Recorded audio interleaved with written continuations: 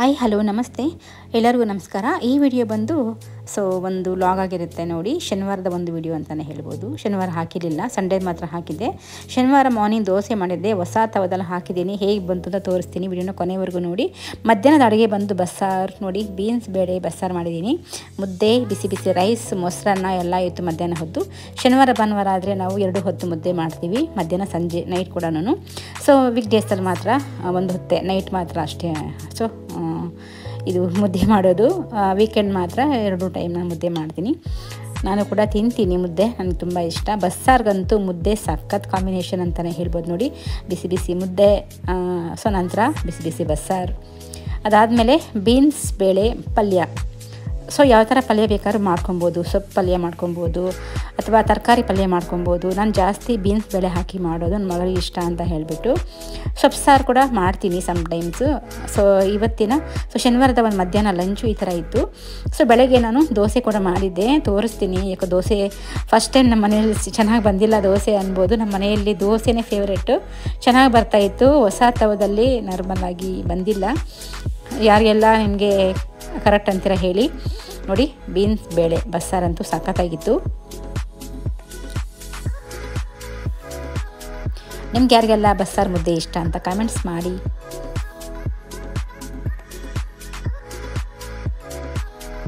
ನೋಡಿ, ಇದೇನೇನೆ ಹೊಸ ತವ ಪ್ರೆಸ್ಟೇಜ್.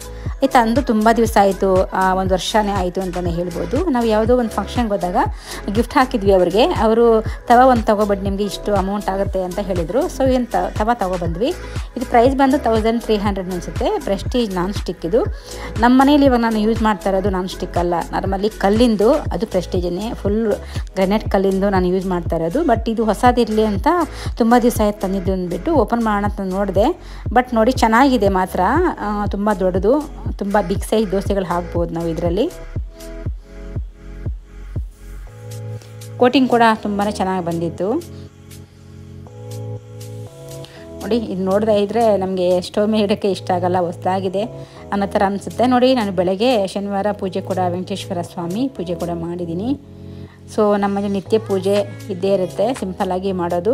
ಹಬ್ಬಗಳ ಟೈಮಲ್ಲಿ ಸ್ವಲ್ಪ ಗ್ರ್ಯಾಂಡಾಗಿ ಮಾಡ್ತೀವಿ. ಮನೆಯಲ್ಲಿ ಪೂಜೆ ಮಾಡಿದ್ರಲ್ವ ಮನಸ್ಸಿಗೆ ನೆಮ್ಮದಿ ಕೊಡೋದು. ಹಾಗಾಗಿ 2 ಹೊತ್ತು ಪೂಜೆ ಮಾಡ್ತೀವಿ. ಬಟ್ ಗ್ರ್ಯಾಂಡಾಗಿ ಅಂತಂದರೆ ಹಬ್ಬಗಳ ಟೈಮಲ್ಲಿ ತುಂಬ ಜಾಸ್ತಿ ಹೂವು ಎಲ್ಲ ದೇವರಿಗಿಟ್ಟು ಪೂಜೆ ಮಾಡೋದು. ಡೈಲಿ ಪೂಜೆ ಇಷ್ಟೇ ಇರುತ್ತೆ. ನಮ್ಮ ಗಿಡದ ಹೂಗಳೆಲ್ಲ ಇಟ್ಟು ನಾವು ಪೂಜೆ ಮಾಡ್ತೀವಿ ನೋಡಿ. ಇವಾಗ ನಾನು ದೋಸೆಗೆ ಇಟ್ಟಿದ್ದೀನಿ, ಬೆಳಗ್ಗೆ ನಿಮಗೆ ತೋರಿಸ್ತಾ ಇದ್ದೀನಿ. ದೋಸೆ ಅಂತೂ ಫಸ್ಟ್ ಟೈಮ್ ನಮ್ಮ ಮನೆಯಲ್ಲಿ ಚೆನ್ನಾಗಿ ಬಂದಿಲ್ಲ ಅಂತಲೇ ಹೇಳ್ಬೋದು. ಆಮೇಲೆ ನಾನು ನಾರ್ಮಲ್ ತವ ಇಟ್ಟು ಮಾಡಿದೆ, ಚಟ್ನಿ ಮಾಡಿದ್ದೀನಿ ನೋಡಿ. ಪಲ್ಯ ಕೂಡ ಮಾಡಿದೆ ಬೆಳಗ್ಗೆ. ನನ್ನ ಮಗಳಿಗೆ ಪಲ್ಯ, ನಮ್ಮ ಮನೆಯವ್ರಿಗೆ ಚಟ್ನಿ. 2 ತಿಂತೀವಿ ನಾವು. ಮಗಳು ಚಟ್ನಿ ತಿನ್ನೋದಿಲ್ಲ, ಹಾಗಾಗಿ ನೋಡಿ ಚೆನ್ನಾಗಿದೆ, ನೀಟಾಗಿತ್ತು. ಫಸ್ಟ್ ನಾನು ಕ್ಲೀನಾಗಿ ವಾಶ್ ಮಾಡಿ ಇಟ್ಟಿದ್ದೀನಿ. ಇವಾಗ ತವ ಬಿಸಿ ಆಯಿತು. ನಾನಿವಾಗ ಸ್ಪ್ಯಾಚುಲಾದಲ್ಲಿ ಅಪ್ಲೈ ಮಾಡ್ತಿದ್ದೀನಿ ಎಣ್ಣೆನ.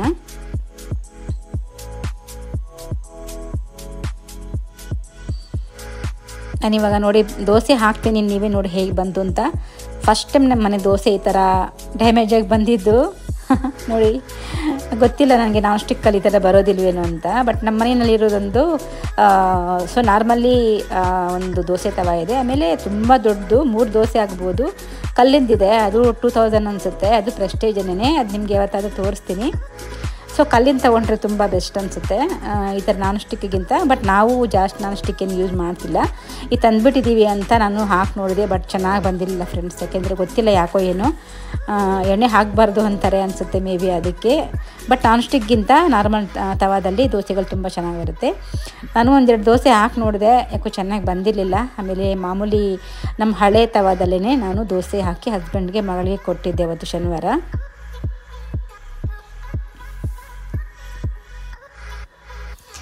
ಚಾನಲ್ಗೆ ಹೊಸಬರಾಗಿದ್ದರೆ ಸಬ್ಸ್ಕ್ರೈಬ್ ಮಾಡ್ಕೊಂಡು ನೋಡಿ ಅಂತ ಹೇಳ್ತೀನಿ. ವಿಡಿಯೋನ ಕೊನೆವರೆಗೂ ನೋಡಿ. ಇಷ್ಟ ಆದರೆ ಒಂದು ಲೈಕ್ ಕೊಡೋದನ್ನು ಮರಿಬೇಡಿ.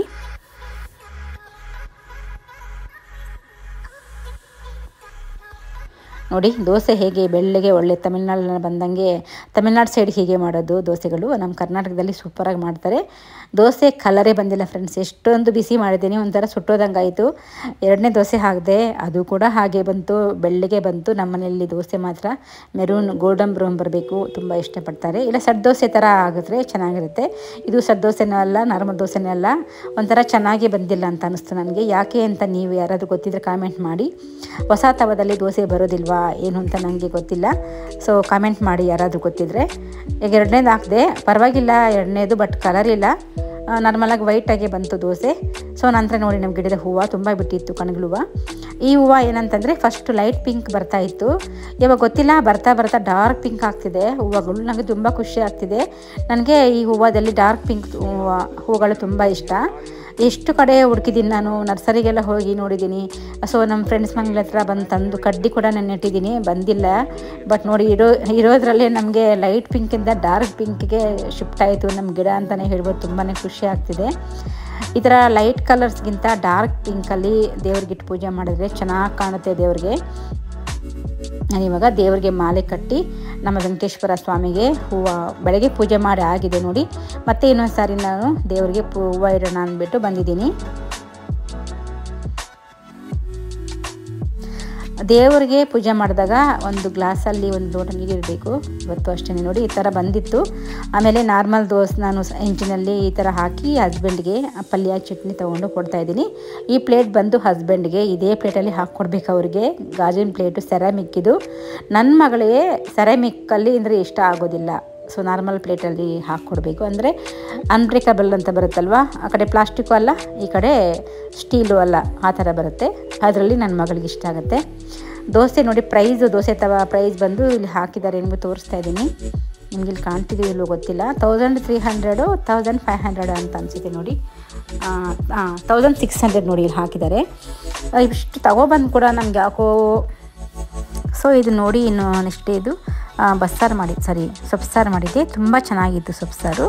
ಈ ಸೊಪ್ಪಲ್ಲಿ ನಾನು ಮೆಂತ್ಯ ಸೊಪ್ಪು ನಂತರ ಪಾಲಕ್ ಸೊಪ್ಪು ಹಾಕಿ ಮಾಡೋದು. ಮೆಂತ್ಯ ತುಂಬಾ ಒಳ್ಳೆಯದು, ಹೀಟ್ ಆದರೆ ತುಂಬಾ ಆರೋಗ್ಯಕ್ಕೆ ಒಳ್ಳೆಯದು.